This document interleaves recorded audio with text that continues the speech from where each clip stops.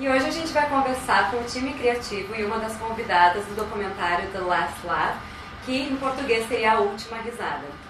Guys, thank you so much for taking the time to do this interview. I absolutely love the documentary. I think it's such an interesting topic, and you know, you guys put together such a wonderful piece. How did you come up with that idea?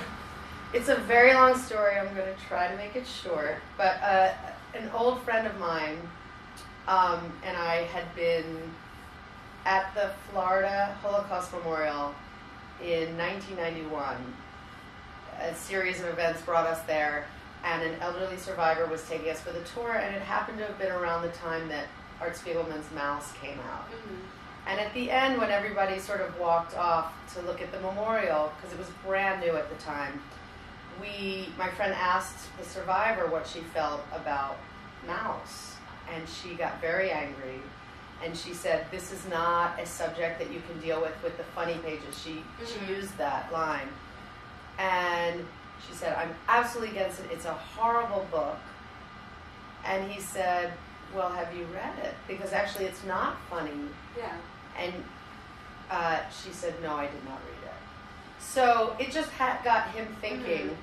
And in the meantime, he went back to school to get his PhD, and in the process, he wrote this 40-page paper called The Last Laugh, Humor in the Holocaust, and I was finishing film school, and in 1993, he handed it to me and he said, "Make this into a movie." Mm-hmm. That long ago. Then I met Bob in 1998. He hired me to shoot his film. We immediately started coming up with ideas to make films about, and we started working on that. And that was the year that Life is Beautiful came out. Mm-hmm. And we stepped back and we thought it needs time to settle, to see how this, people's the time people need to react to that film. And then, we tried here and there, and then we went and saw The Aristocrats, which was, I believe, 2006 maybe. And we watched that film, we saw some of the first jokes on 9/11, and we thought, people are ready. It's time, yeah. And then in 2011, finally, an incredibly generous donor said, "Let me help you get this started." And that's how we did it. Because one thing that I found, it's kind of a taboo topic if you think about it. All the material you put together, what came first, the script or the material? Well, I mean, it's documentary, so in terms of, there's really no script. The writing was just sort of an outline of what Ferne envisioned the film to be. And she knew from the beginning that she wanted it to be more than just interviews and clips. She needed to have a human character at the center of it. And that's where Renée came in. And Renée, how happy were you with the results of the film?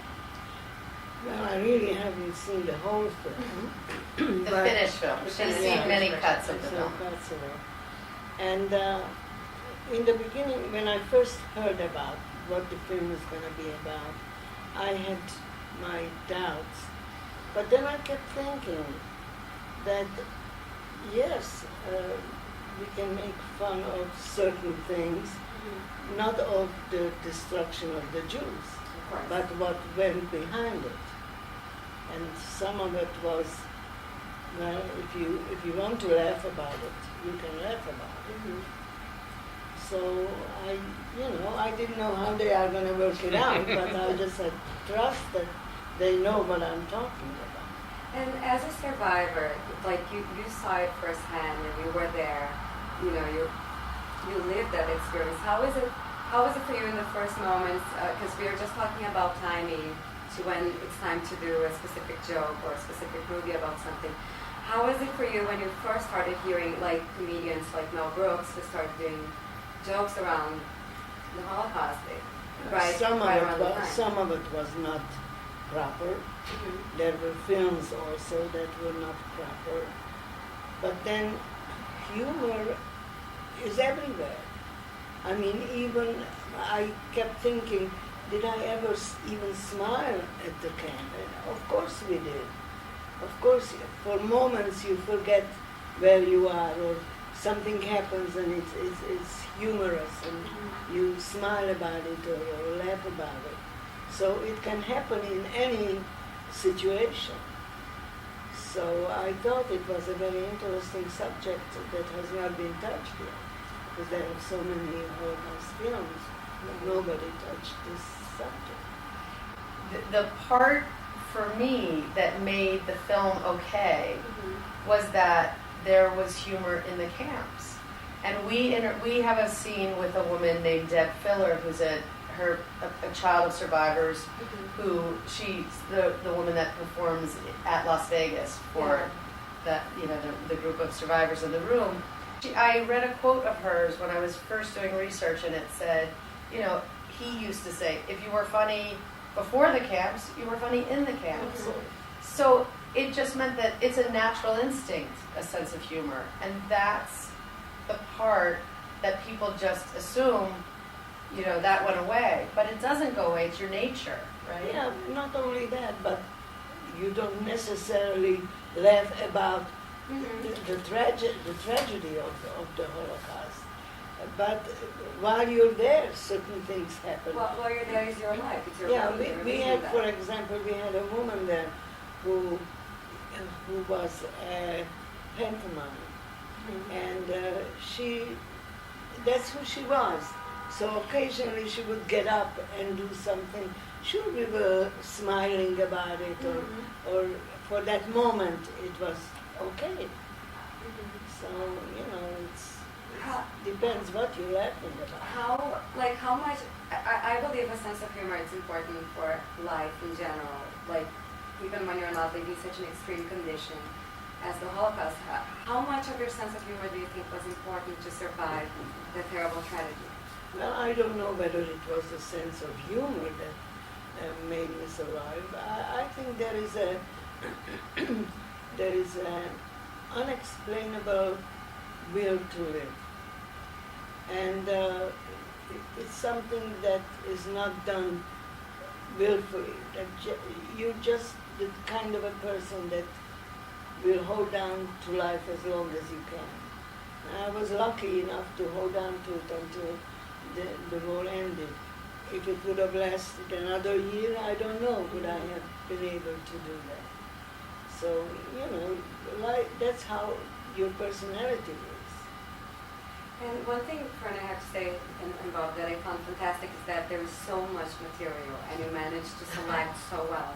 And one thing that I had never heard about, and it was a surprise for me in the film, is that there were the cabarets in the camps. How did you came across that information, and how did you find the videos of them?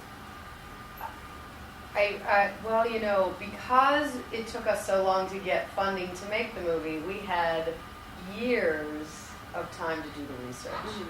And that was the part that hooked me in. That's the part that I knew if I didn't have that, it would be much harder to make this film. Because when I would say to people, oh, what's your film about? If I said humor in the Holocaust, they would blanch. And I would say, but there was humor in the camps, there were cabarets, there were this, and like, oh, that's interesting. I didn't know that. So that was the savior to me of the film. I'll just say one thing, when people talk about the Holocaust, they talk about the horror of the Holocaust, which was. But they don't think about the daily life of the people. And that's a whole different story from day to day to survive, or what happened in the Holocaust.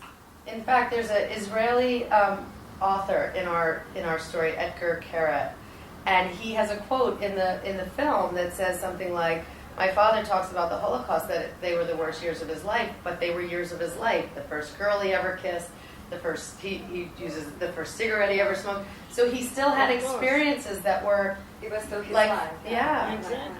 That's what we don't think about it. And that's why how can you make fun of the Holocaust? Of course you can't. But I think in making this film, what I learned is, sure, I don't have any relatives that were in the Holocaust. I can look back and say, that is a verboten period, let's lock it up. But I am sure, Jewish people in Europe were living with, discrimination for years. When you got on that train, you didn't think, oh, I'm going to a death camp. This is the end. You just thought this was another form of degradation. And so life wasn't, it wasn't like, oh, today life ends and everything is humorless. But even there, you knew that your life was in danger, but you survived another day. Yeah. You were still alive. So you really didn't know. You knew that people are being killed every single day, but you were still there. You were still alive. And people cannot understand that when you're alive, there are certain things that sound humorous, even in the worst situations. Well, even the story that didn't make it into the film was, and a couple survivors mentioned this, about, because you just arrive at the camps, you don't think this is the end of your life. All of a sudden you see your friends with the shaved heads. I mean, you've told that story. Do you want to?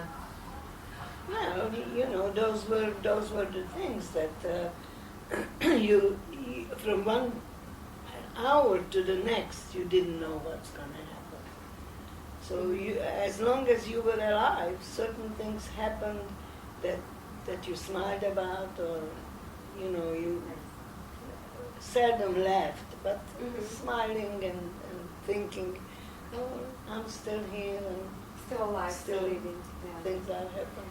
Now, when we talk about the Holocaust a lot, there's always that mention of we have to remember so that it doesn't happen again, and we have to remember. How much is the documentary? I think it's so interesting that you brought a different point of view, because then it's a whole new conversation on it. How important do you think this documentary is for the next years of talking about the Holocaust in similar situations? Well, we hope it'll do what you said and help keep the discussion alive. I mean, obviously the dangers of joking about something like this are self-evident, but the dangers of putting it off limits to humor are more complicated. When it becomes sort of sealed under glass, and especially young people can't even begin to approach it, that's a loss. I mean, Jan Martel, who wrote Life of Pi, spoke with us, and he said, why is it that this topic can only be dealt with in one way, sober realism? War is dealt with in many ways. Nobody objects to satire about war, Catch-22 mesh. Everybody understands it's not ridiculing it, it's trying to enlighten it. And so we're hopeful that this documentary will serve the same purpose. And open it up to a younger audience who may be like, that's so long ago, that's not anything that's going to happen again. And it just keeps it alive. And honestly, one of the reasons I was attracted to Renée and Claire are because Renée isn't just fighting against, never again, a Jewish Holocaust. No, but she was in Rwanda 2 years ago, counseling, Rwandan genocide victims there.